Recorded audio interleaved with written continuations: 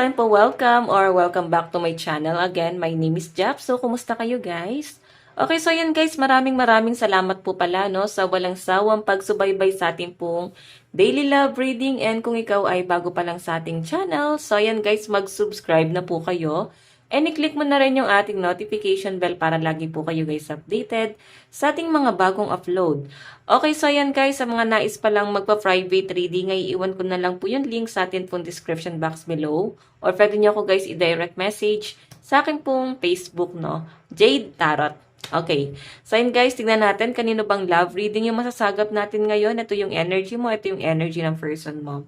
So yun guys, gusto ko lang din guys magpasalamat pala no sa mga nag-a-avail po ng private reading. Maraming salamat po sa inyo guys, no? Nakikita ko yung pain sa inyo. I hope na maging okay na kayo. Hindi ganun kadali, pero I think mas makaka-recover kayo kung tatanggapin na lang natin na ganun na talaga yung nangyari. Okay? Okay. So guys, tignan natin. Energy mo, nararamdaman mo sa person mo. Nararamdaman mo sa person mo. Ayan, may nagwawalis, no? May nagsisiga. Sino nagsisiga dyan? Sa bakuran? Oh, nagsisiga kasi uulan. So, baka kasi nung umulan, humangin, dumami yung dahon sa bakuran. Okay? Tignan natin. Energy naman ng person mo. Anong nararamdaman sa inyo, guys? Nararamdaman ni person mo sa'yo ngayon. Okay. Pero bago yan, guys, tignan natin, no? Tignan natin ano ba sitwasyon nyo. Sitwasyon nyo ng person mo ngayon. Attraction.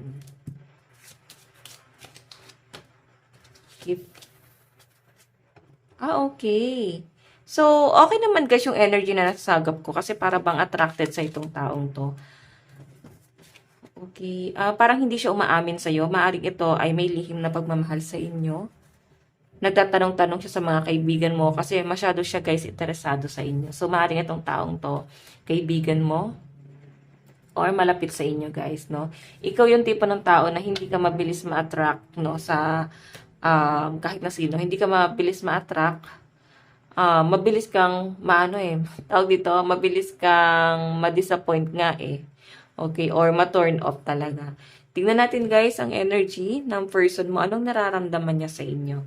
So, meron tayong Two of Pentacles. So, walang confident tong taong to ngayon kasi wala siya guys, ngayon, pinangahawakan, no? Parang feeling niya guys, wala siyang karapatang lumapit sa inyo or wala siyang karapatan na manligaw or ligawan mo or sagutin ka kasi feeling niya guys, hindi siya guys ganun ka-successful. Gusto niya kasi guys, itong taong to, gusto niya na maayos din ang kanyang kaperahan. Okay, gusto niya rin maayos ang kanyang kaperahan kung magkakaroon ng relationship sa inyong dalawa. So, etong taong to guys, nakikita ko, hindi po siya abusado. Okay, kasi tinitignan niya pa rin guys yung kanyang finances, tinitignan niya pa rin yung kanyang hanap buhay. Siguro kinukumpara niya sa sitwasyon mo ngayon. So, ayan. Kung ano yung nararamdaman sa'yo ng person mo, nanliliit siya guys. Parang feeling niya wala siyang binatbat sa'yo. Tingin sa'yo ng person mo, meron tayong 5 of Cups. Ba't naman siya ganito? Napaka down to earth naman itong taong to guys. Kasi 5 of Cups, dami niyang pinagsisisihan dito.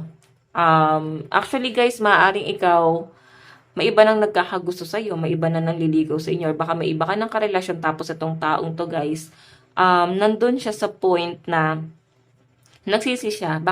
Bakit wala kasi siyang ginawa? Ganon. Ba't wala kasi akong ginawa? Nakuha tuloy siya ng iba.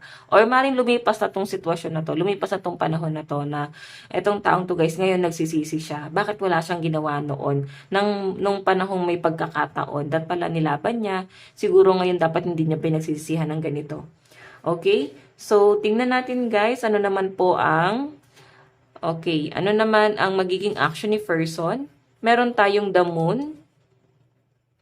Okay, so guys, sa malinaw na pinapakita sa akin dito, nilihim talaga niya. Yung action niya kasi guys, tinago niya, hindi niya guys inamin sa inyo kasi damon eh. Okay. Tinago na lang yung nararamdaman niya sa inyo or tinatago niya ngayon guys. tinatago niya na nasasaktan siya rito. Pero mahal na mahal ka nitong taong to, guys. Maring hinahayaan ka na lang din niya kung nasan ka ngayon kasi feeling niya baka mas okay ka dyan. Hinahayaan ka na lang din siguro niya na mapunta na sa iba kasi baka mas magiging okay yung buhay mo doon. Sobrang maliit ang tingin ng tao na to sa kanyang sarili, guys. Okay, yan ang pinapakita sa akin. So, tignan natin, guys, ano naman po yung outcome nitong paglilihim niya kasi no, na hindi siya umamin sa inyo, nagpaka-torpe siya, or maaring niligawan mo, kung lalaki ka, niligawan mo pero maaring binasted ka. Pero totoo pala, guys, mahal ka naman pala talaga nitong taong to. Okay, tignan natin ano naman po yung outcome. O, diba? Sumabog tuloy siya, guys. Okay, ito na yung tingin niya sa'yo ngayon, no? Five of Cups. Grabe yung pagsisisi niya rito. Na bakit wala nga siyang ginawa? Mahal na mahal ka ng taong to, pero parang hinayaan ka niya eh. Okay, yung iba sa inyo, guys, maring naging karelasyon mo, pero parang nilet go ka nitong taong to, guys. Parang hinayaan ka na niya. Siguro nagkaroon kayo, guys, ng conflict sa pera, at gusto niya, guys, maging maayos din ang inyong hanap buhay or ang inyong buhay. Parang nilet go ka niya para mahanap mo yung sarili mo. Baka kasi guys, baka hindi pa siya yung para sa inyo. Ganun yung sinasabi niya dito. Sobrang minamaliit na tong taong to, guys, yung kanyang sarili. Pwede kasi, guys, na kinukutya rin siya ng mga tao sa paligid nyo na para bang ano ba nagustuhan niya dyan. Parang walang-wala naman yan, ganyan. Minamaliit siya, guys, eh. So, maaring sinabihan din siya, guys, ng hindi maganda ng pamilya mo. Then, maaring hindi na lang din, guys, sinabi nitong taong to sa inyo. Lumayo na lang siya, guys. Parang ganun. Okay, tignan natin, guys, yung bottom of the deck. Diba? Iniisip-isip niya iniisip-isip niya yung relasyon niyo noon. Hanggang ngayon, guys, nandun pa rin siya sa past. Nandun pa rin siya sa point na grabe yung pagsisisi nito. Mahal na mahal ka ng taong to, guys. Hanggang ngayon, iniisip-isip ka. Miss na miss ka ng taong to, guys. Okay, ano? Ace of Swords. Iniisip-isip ka, guys. Okay, yung iba naman dito, guys, maaring kailan lang to. Hindi naman, guys, ganun katagal yung paghihiwalay nyo. Maaring kailan lang. Maaring ano lang, days pa lang. Days or weeks or months pa lang to. Okay? Kumbaga, tinatry na rin ng person mo na hayaan na nga na baka ito na nga yung sitwasyon nyo. Baka dito na nga kayo patungo. Pero alam nyo, guys, mukhang hindi niya pa rin, guys, kayang pigilan yung sarili niya kasi mahal niya nga kayo eh. Okay, so malakas pong energy ng ear sign, Aquarius, Gemini, Libra, Capricorn, Taurus, and Virgo, Cancer, Pisces, Scorpio. Tignan natin ha, i-clarify natin. Energy ni person. Energy ni person.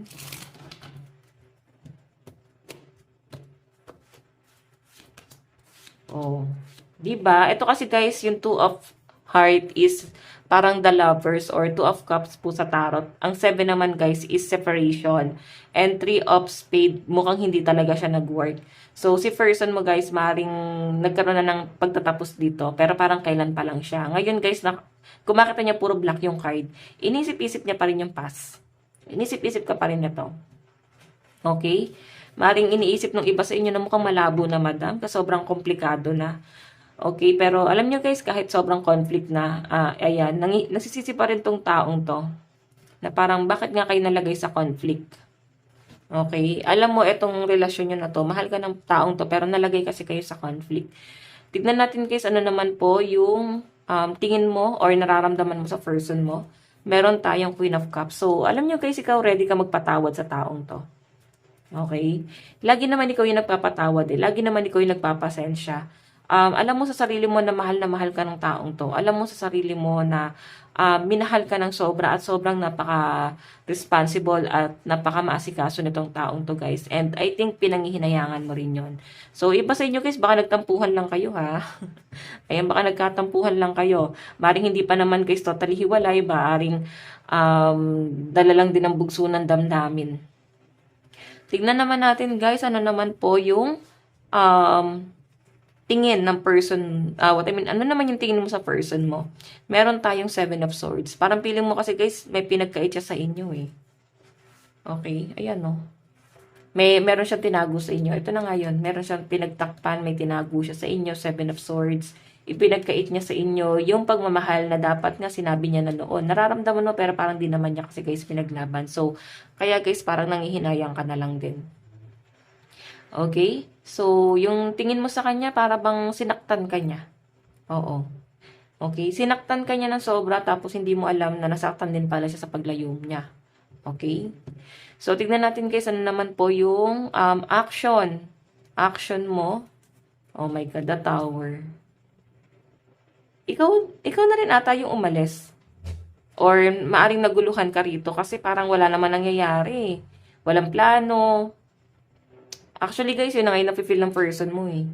Gusto man yan pangakuan ka pero talagang ganon talaga yung sitwasyon. Sobrang napakalit ng chance na maibigay niya yung mga gusto mo sa buhay. Hindi kanya kayang suportahan. So, the tower, maaaring ikaw na yung lumayo or maaaring tinanggap nyo na pareha sa isa't isa na sige, maghiwalay na tayo.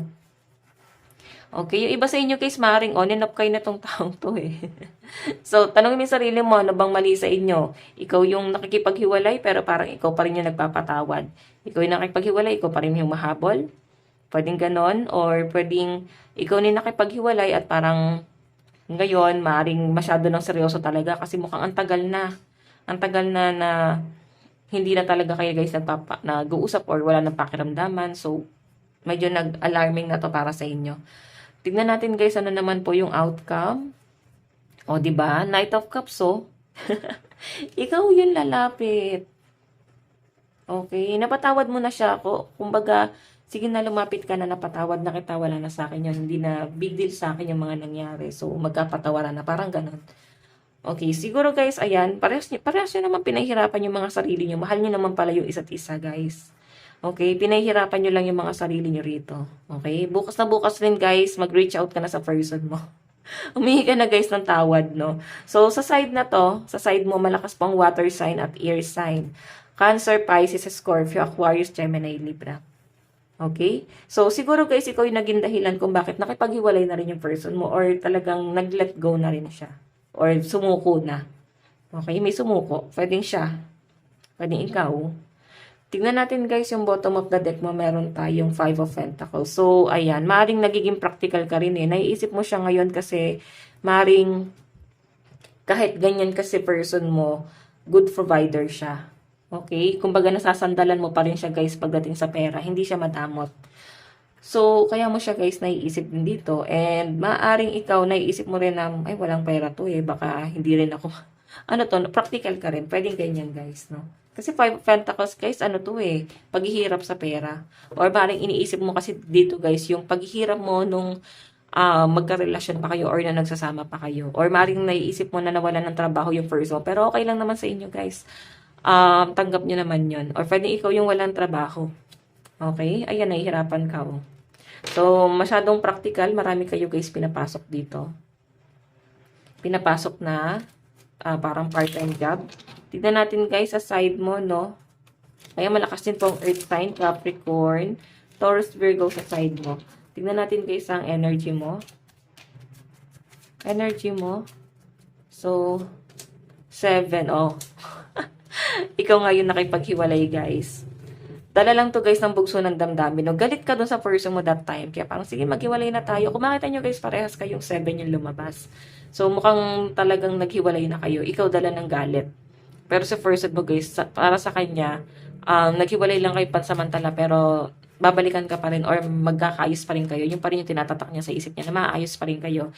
Ikaw kasi galit ka talaga sa kanya. So maaring, eto guys mataas ang pride mo or medyo dominante ka. Yun ang kailangan mong baguhin guys, no? Okay? Para mag-work po kayong dalawa.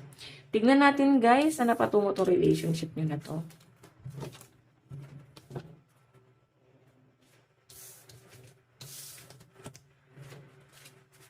Okay. Sana patungo spirit guide.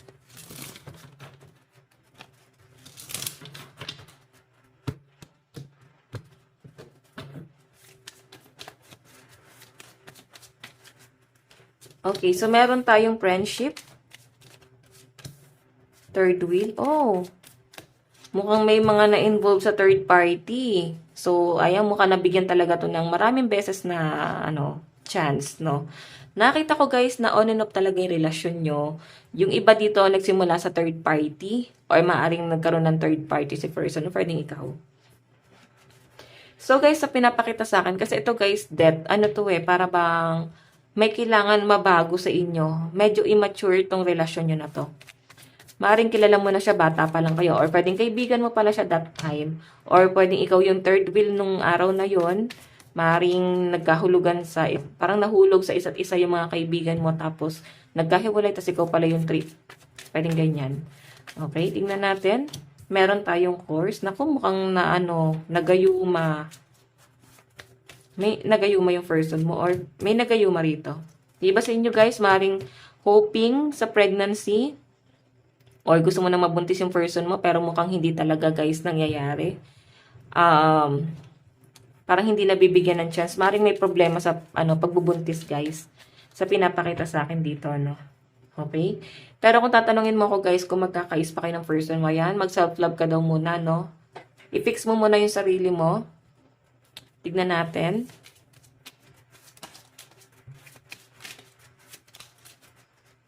Meron tayong getting to know each other. Tatlo pa rin sila guys. Ako, mukhang may third party pero mukhang kilala mo or malapit sa inyo. Tingnan natin. Meron tayong heart-to-heart conversation. So, may pagsisisi nga. Maaring itong person mo, guys, yung nagsisisi rito. Ikaw yung galit eh. So, maaring siya yung may malaking pagkakasala sa inyo.